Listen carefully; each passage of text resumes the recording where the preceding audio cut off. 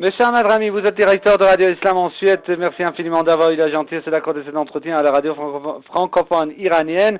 Monsieur Rami, quelle portée, quelle importance accordez-vous à la conférence sur le désarmement nucléaire et la non-prolifération organisée à Téhéran? Ce qui est logique, c'est que ceux qui ont vraiment aujourd'hui suffisamment d'armes nucléaires pour détruire, pour la première fois dans l'histoire de l'humanité, pour détruire l'humanité, pour se détruire, c'est-à-dire pour commettre un suicide planétaire, parce que ce que les grandes puissances, et surtout les États-Unis et Israël, possèdent comme arme nucléaire est suffisant pour détruire, pour exterminer toute vie sur notre Terre.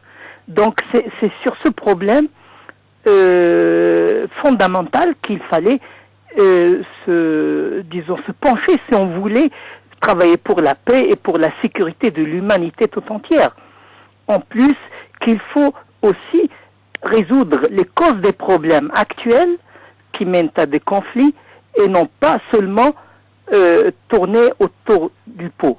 C'est-à-dire qu'en fait, ce sont ces grandes puissances, surtout les États-Unis et Israël, qui possèdent, disons, l'arme nucléaire, et ces pays-là devaient d'abord être donner l'exemple d'abord, avant de regarder les autres, avant disons, d'accuser des autres pays ou des autres peuples, et de se concentrer aujourd'hui sur l'Iran, que eux-mêmes reconnaissent que l'Iran n'a pas d'armes nucléaires. Et si l'Iran n'a pas d'armes nucléaires, l'Iran ne constitue pas de danger ni militaire, ni économique, ni stratégique contre les États-Unis ou contre aucun autre pays. Et donc il fallait voir, disons, le danger là où il est. Et le danger là où il est, c'est la part des États-Unis qui ont été le seul pays dans l'histoire du monde à utiliser cette arme.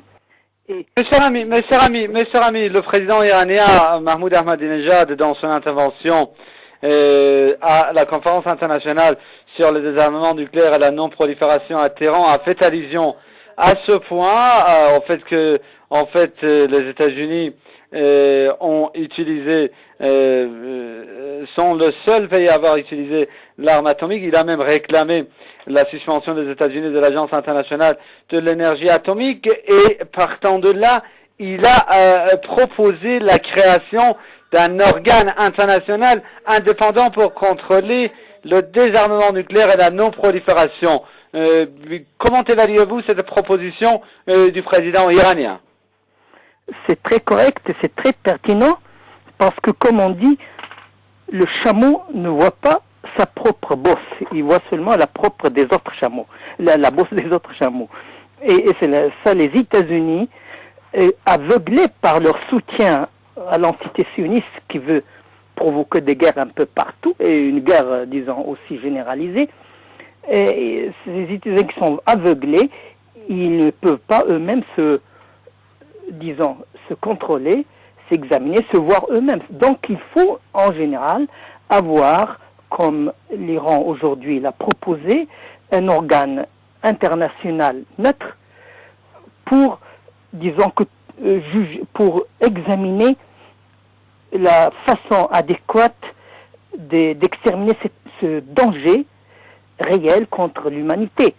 Et il faut savoir qu'il y a maintenant même des membres du Parlement israélien, aujourd'hui, des leaders israéliens de l'entité sioniste qui ont menacé d'exterminer l'Europe, de détruire l'Europe par les armes nucléaires d'Israël.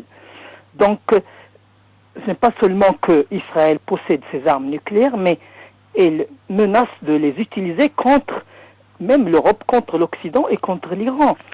En plus, cette entité sioniste qui est en elle-même, son existence en elle-même est un défi contre toutes les lois internationaux et contre toutes les règles de la loi internationale. Pour qui roule Obama, La menace du président Obama, en infraction du reste au droit international, d'utiliser l'arme nucléaire contre l'Iran et contre tout pays si les intérêts vitaux des États-Unis et de leurs alliés, et donc de l'entité sioniste, étaient menacés,